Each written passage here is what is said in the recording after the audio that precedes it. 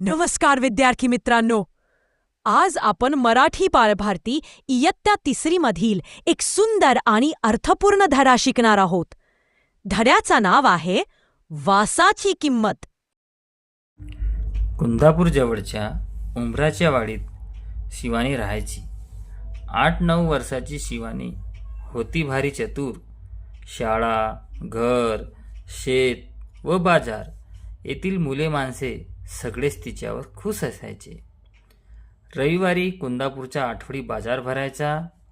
शेतातील भाजी विकायला शिवानीचे आईबाबा जायचे. सुट्टीमुळे सोबत शिवानीही जायची. शिवानी आईबाबांना हिशोबात मदत करायची अन मधून बाजारात चक्कर मारायची. भजी किंवा भेळ खाणे हा तिचा आवडता उद्योग. एका रविवारी अशीच फिरत शिवानी बाजारातल्या मिठाईच्या दुकानापाशी आली. मिठाई पाहत ती सहज उभी होती. हलवाई तिच्याकडे पाहत होता. तो गल्ल्यावरून उठून शिवानीकडे आला.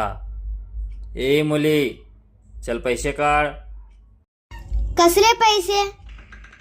घाणपासून माझ्या मिठाईचा वास घेतेस त्याचे पैसे.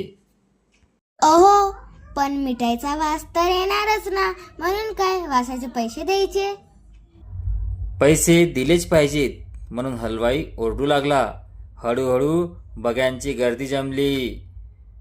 काय माणूस आहे हा? नेहमी असंच काहीतरी विचित्र वागतो. वासाचे पैसे खुळाच दिसतो.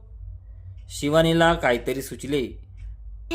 ठीक आहे, थांबा, मी पैसे घेऊन येते. असे म्हणून गर्दीतून वाट काढत ती आई बाबांकडे निघाली. आई, भाजी विकून आलेल्या चिल्लर पैशांची थैली दे ग मला. का ग? काय झालं? कशाला पाहिजे?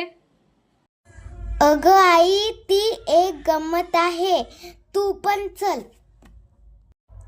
चिल्लर पैशांची पिशवी घेऊन दोघी निघाल्या. मिठाईच्या दुकानापाशी गर्दी तशीच होती. वाट काढत त्या दोघी हलवायापाशी आल्या. हातातली चिल्लरची पिशवी शिवानीने वाजवली. एकदा, दोनदा, तीनदा खुळूखुळू आवाज आला. गर्दीतले लोक शांत होऊन ऐकत होते. मिळाले पैसे? कसले पैसे? कुठे मिळाले? अहो, तुमच्याकडून मी काय घेतलं? मिठाईचा वास. मग त्याची किंमत काय असणार? पैशांचा आवाज, बरोबर की नाही? बरोबर, गर्दीतले लोक म्हणाले. आता हलवायाचा चेहरा पाहण्यासारखा झाला होता.